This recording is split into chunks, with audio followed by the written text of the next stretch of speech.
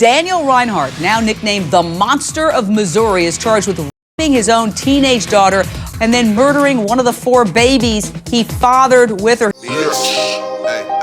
Monster, monster, I'm a monster. Monster, monster, I'm a monster. Monster, monster, I'm a monster. I'm a monster. The Rinehart sisters never had real beds or dressers, and certainly not computers and posters on their walls like a lot of teenage girls their age. There was no room for any of these things in an overhead camper, and that's where they lived for much of their lives, as their father, the second oldest sister, and murdered one of the babies that was born from incest.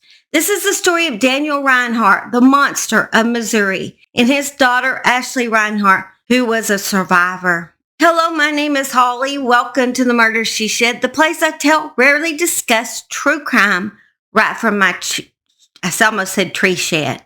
She shed.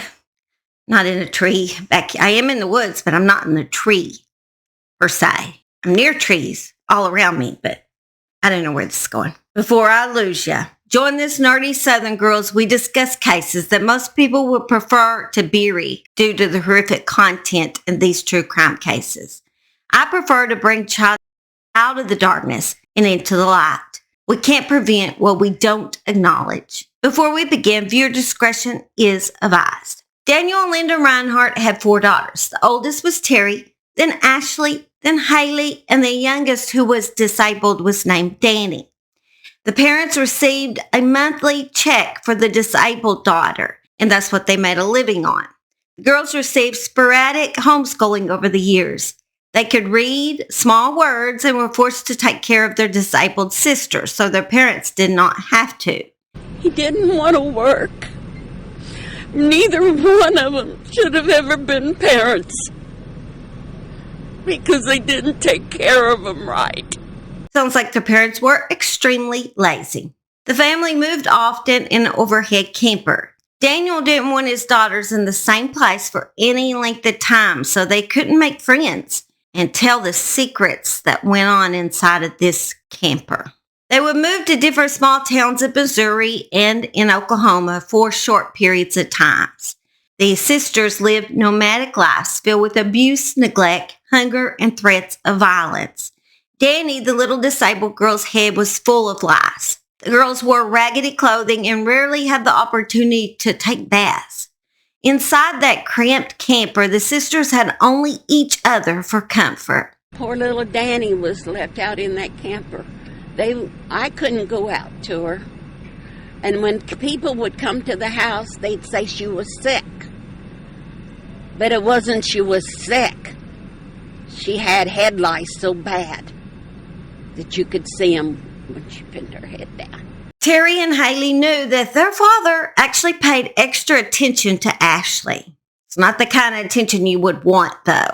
However, unfortunately, he paid the kind of attention you should pay to your wife and not your daughter, and they knew that it seemed rather strange. They also knew that Ashley slept in the bed, which converted into a table, with their father, Daniel, every night, while their mother actually slept in the overhead compartment, the top that goes over the truck, the cab. And Haley and Terry both slept in bunk beds in the camper. Their disabled sister, Danny, slept wherever she could find a spot, including the floor at times. The truth was, Daniel had been raping his daughter, Ashley, since she was 5 years old. Little girl, 5 years old. He had a best friend who stayed with us, and he watched us, and he raped me. And after he had raped me, my dad raped me. We started raping me. Mom Linda knew that it was happening, but didn't attempt to stop it, and actually was jealous of Ashley and took it out on her daughter instead of her husband, who was abusing her daughter. Took it out on her 5-year-old little girl instead of her husband that knew better. Linda also believed she wasn't good enough to find any other man, so she stuck with this man that was SAing her daughter. On March 4th, 2004, when Ashley was just 14 years old, she became pregnant with her father's baby. She had no prenatal care. This first child was baby girl she named Ethel. Ethel was born inside the camper in Dustin, Oklahoma, and delivered by Daniel and her older sister, Terry. After Ethel was born, the family moved to Montrose, Missouri. While there, when Ethel was just 4 months old, she rolled off of the couch and hit the floor. The baby was not taken to the emergency room, however, and the next morning she had died. Daniel took the baby's body to a friend's property and buried her. In March 2005, Daniel decided to move the camper behind his mother's home in Harrisonville, Missouri. They backed their camper up into the woods so they could live kind of a secluded life and built and locked a fence around the camper so his mother and others could not be nosy. Ashley's second child was born on that property.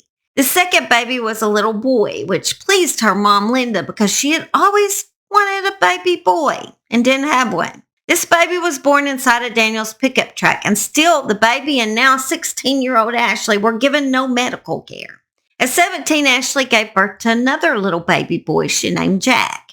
Jack was delivered inside the camper by Daniel, but this labor was a lot harder for Ashley than the previous two. Jack was smaller at birth than her previous two babies, and he was also wheezing.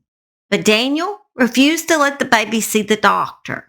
She begged and begged for her dad to let her take this baby to the doctor. Ashley knew, even as a young child, knew that this baby was extremely sick and needed to get proper medical care, but he refused. A month later, Jack was very congested, developed a fever, was vomiting, could barely move his little arms, and was very pale. Daniel still refused medical care for the baby and instead bought over-the-counter medications. Ashley told Daniel that they should definitely take Jack to the hospital. Daniel responded by telling Ashley that he didn't want him to go to the hospital to see his son with hoses hanging out of him. Ashley stayed up with Jack for 2 nights in a row. Jack continued to deteriorate, and when he was just 3 months old, Ashley woke up and found out that Jack had died in her arms during the night. Gotten sick with pneumonia really bad, and this one's kind of hard. He died in my arms. Jack's body was left in the overhead camper for 2 weeks before being placed inside of a plastic container. Can you imagine the mental trauma that would cause on you if first your father got you pregnant and then he made that dead baby stay inside that camper with you for 2 weeks? I can't even imagine the mental issues you would have from that. It would be so traumatizing. Eventually, Jack's body was then put into a cooler inside a garage on the property. Before Ashley placed him in this cooler, she put a blanket in there, teddy bear, and a toy car. When Ashley was 18, she had her 4th child with her father. The baby girl was named Goldie. It was a long, hard, and painful delivery. Goldie was stillborn. Rinehart did not call an ambulance, a doctor, or the police, and he did not take Goldie to the hospital as normal. Rather, he put Goldie's body inside of a cooler and sealed it shut and placed it in the garage with the other baby's body. A few months after Goldie passed away in October 2008, Haley gathered up enough nerves to run away from home. It's unclear if it was because of her father maybe starting to abuse her or she was just sick of the whole situation. But after running away, she went straight to a Walmart in Harrisonville and called the police and confessed that her father was raping her sister and that they would find human remains on her grandmother's property. This was extremely brave of her because Daniel had told all his daughters that he would kill them if they ever spoke a word of what happened inside of that camper. Deputies immediately executed a search warrant at the address with the assistance of cadaver dogs from the Kansas City Police Department. The dogs reacted in the northwest area of the garage under a workbench. However, a search and dig in that area failed to locate any remains at that time. But when a new owner of the property bought the place, and they happened to be digging through this garage, and inside this garage was an RV in there, and they decided to take a peek inside the RV. When they got inside of the RV, they found 2 coolers sitting there. and they decided to open one. And they found what looked to be like human remains. Then they opened the other, found what looked to be human remains. Can you imagine how crazy that would have been?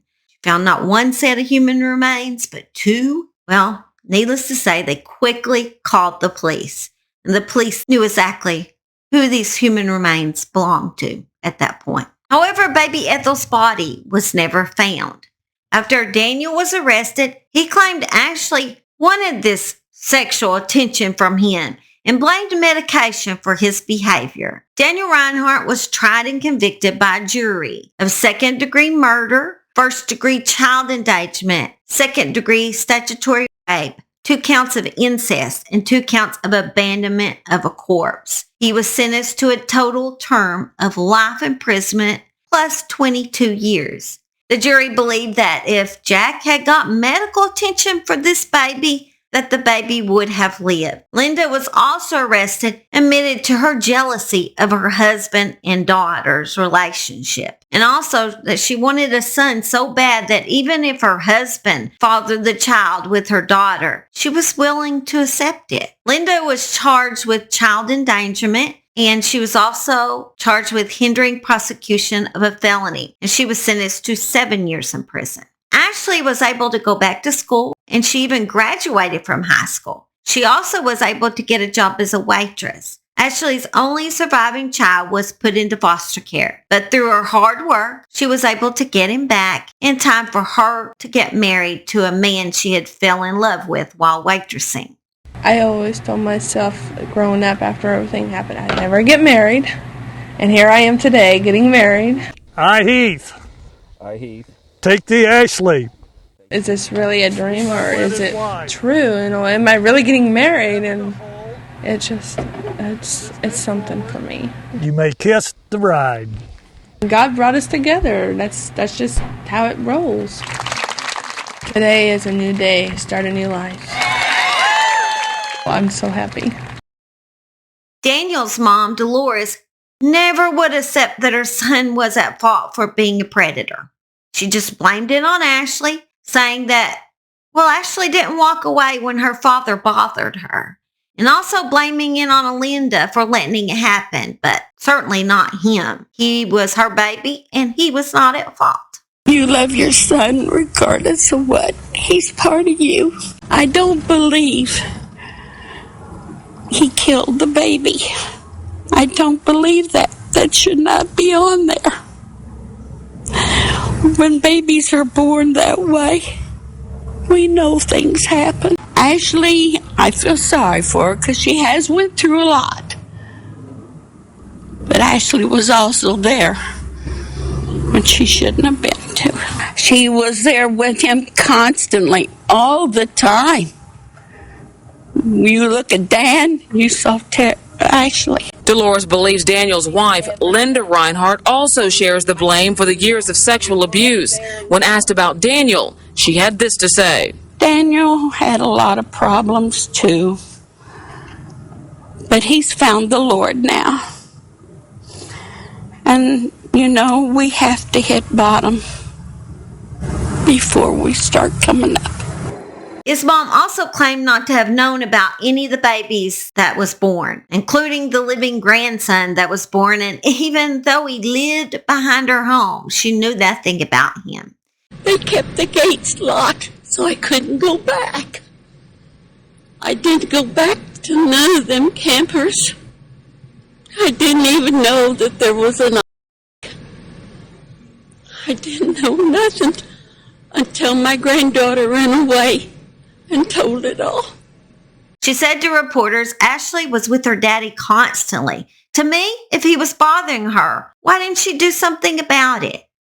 She visited her son in jail every week until her death. Dolores passed away on October 3rd, 2022, at 90 years old, and apparently thinking her son was still a good son. That was the worst part, not the worst part of the story, but I can't imagine having a granddaughter that I have a grandbaby right now. If my son had done something to my grandbaby, you think I'm going to be standing up for my son? No, My grandbaby comes first at that point, and I can't imagine thinking your son was totally innocent when he done something this evil. Just don't know what her thought process was. Just heartbreaking that she would choose her son over her granddaughter. It just infuriates me, really. I'm telling you, I had such a hard problem finding anything much about this case, but I was able to pull it all together. I had to dig to even find that, because this was a case that seems to be one to be lost in history, but I'm not going to let it be lost. I dug it back out and we talked about it. So share, guys, so Ashley's story doesn't get lost. Believe that every survivor has a right for their story to be told. Wherever you are, Ashley, I hope you're living a happy life. And I hope that you've got over all this trauma. And the same with her son. I hope I didn't name him. I knew his name, but I didn't name him out of respect of him. And I hope that you guys are both healing. Anyway, I'm going to say I love you guys, and I'm going to let you say bye to my doggies. And we still are greatly grieving our little doggie we lost. Still miss him so much, and that's not going to change. But I'll let you say bye to my other two. Here they are. Come here, bye. Say bye. Say bye. Say bye to everybody. Say bye to everybody. So we love y'all at the Murder She Shed. We'll see you next time. We can't wait to have y'all. Bye. Monster, monster, monster, I'm a monster. Monster, monster, I'm a monster. Monster, monster, I'm a monster. See me slide, see me slide, smooth and blackula, going for the jugular. When I'm coming after you, creeping and crawling up on you.